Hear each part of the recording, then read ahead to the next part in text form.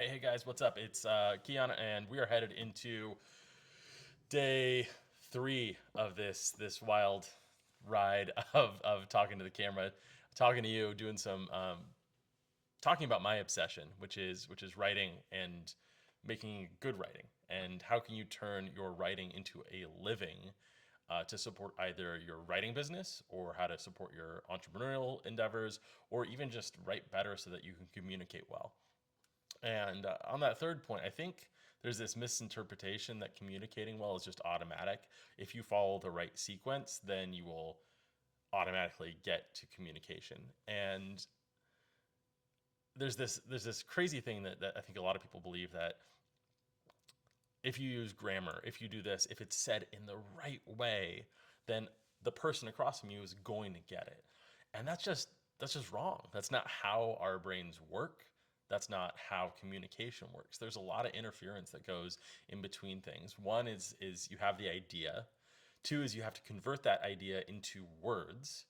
You have to then either speak or write the idea down.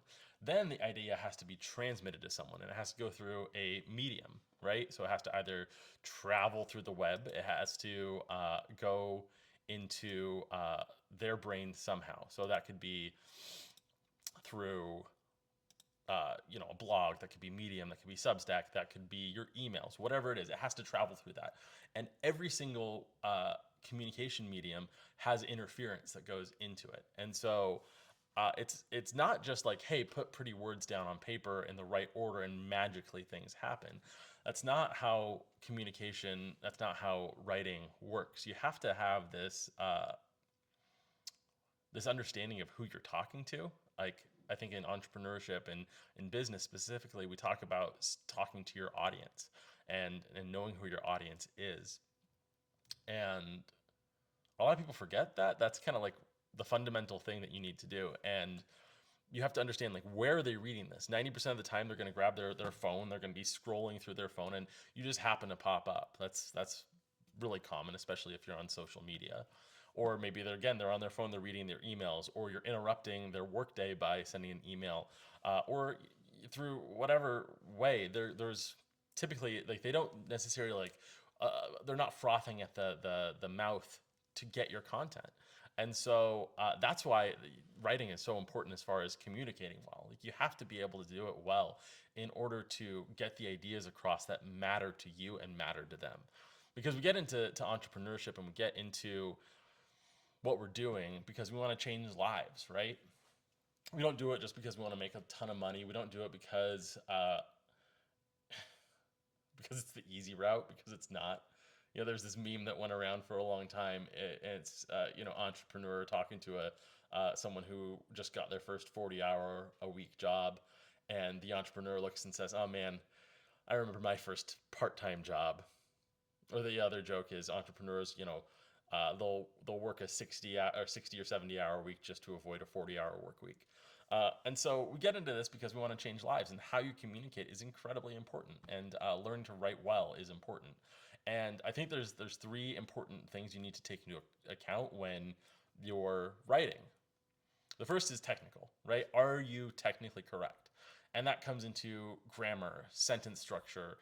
What does the medium you're writing on demand of your writing, right? Because if you are writing an essay for Mrs. Kramer, your ninth grade English teacher, that's a very different writing structure that you're going to put together than a Facebook post or an Instagram comment or even a Substack blog.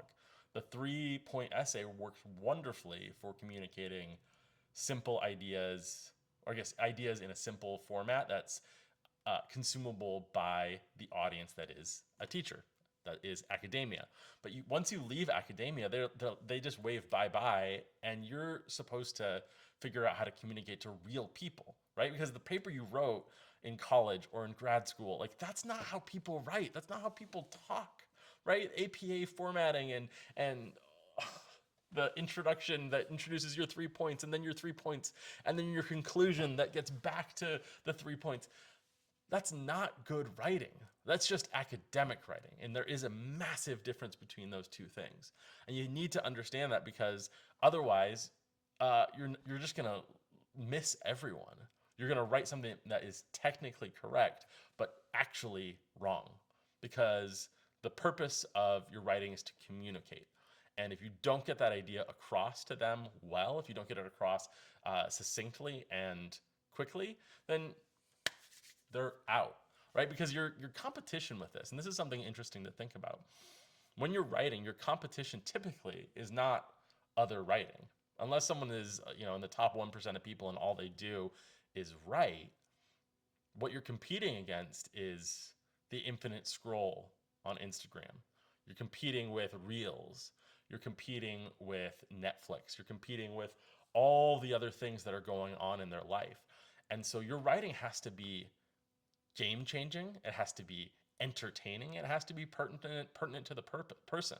So that's why you have to be technically correct. It's a different kind of technically correct than what you learned in academia, and it'll borrow from academia. It'll borrow from what you were taught back then, but it is not the same kind of writing. So wash your mind of that, because this is an argument my wife and I will get into frequently.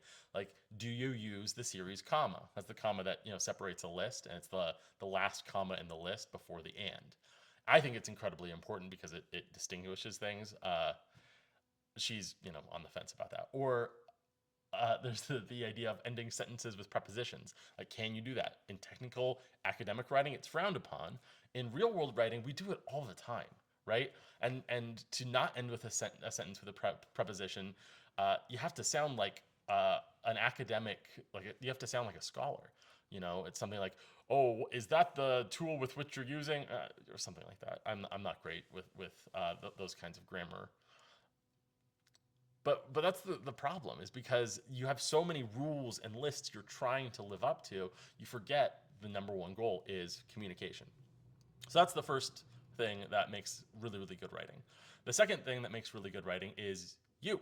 You make good writing because your experiences, your story, how you see the world, that is what people want to read about. They don't want to read about information. Knowledge, especially now, is cheap. You can get whatever you want to learn about in a second, right? Like, my kid pulls up Khan Academy, and she's going through third and fourth grade math for free, just online. Like, I don't need that, right? I don't need the knowledge. I need the experience. I need to see the world through your eyes, because your experience and the technical knowledge, those two things combined, that's what changes my world, right? Because I want writing that will shift how I see the world. I want writing that will shift my perspective. That's the second reason. And the third thing that makes great writing is the muse. I am a firm believer that we dance with the muse anytime we enter into a creative endeavor. And the muse is an old Greek concept. There were these people, ideas that would come and deliver ideas and help bridge the gap between the corporeal and the ethereal, the real world and chaos, right? Because when you sit down to write, when you get into the chair and write, you are entering into chaos and you're pulling at scraps. You're going into the dark forest, hoping that you can bring back something of value to everyone else. Now, I am weird enough that I actually have an invocation of the muses that I read every time before I write. And if you don't believe me, it's right here. It's clipped to my wall, and I'll read it to you. It goes like this: Great minds of the muses that God has embedded in my soul, I call upon you. Provide a clear path, a clear mind, and the inspiration to bring into being my greatest works. Spark in me a fire for the work that is to come. Grant me the vision to cast words to paper. Open the heavens upon my ears, allowing them to hear your guidance. Make clear the territory I am to cultivate. Grant me the steadfastness to remain present in the work. Bestow upon me the many gifts that have been set aside for me. Give me a clear mind, an open heart, and righteousness of purpose to deliver the beauty of the written word. Stand beside me as I battle resistance and tell the stories and the truth you should have me tell. It is time. Let the work begin.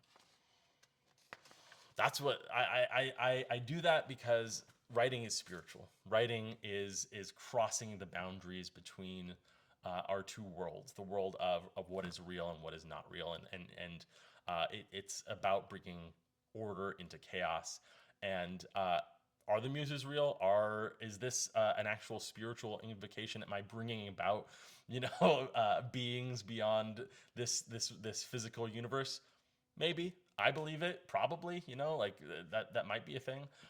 Regardless, this sets me up. It puts me in the creative mindset where I can trigger myself to tap into it. And so, what makes great writing is simple. It's you, it's the technical side of things, and then it's the muses. And of course, it's your subject and it's the audience and all those things. But those three things, like I feel like if you're writing something, you already know what you're writing about. You should know your topic, and you should know your audience. That's pretty important too. And then these are the other things that make great writing. So I hope that's helpful. I really do. If you have questions about writing, about how to make it impactful, about how to change the world for your audience, pop questions below. If you want to talk again about a random idea, if you want to talk about something highly specific, like again, I mentioned iambic pentameter, or if you want to talk about commas or quotations or whatever, let me know. I would be so happy to help. So that is it for today. I hope you enjoyed. Enough for now. Go write something.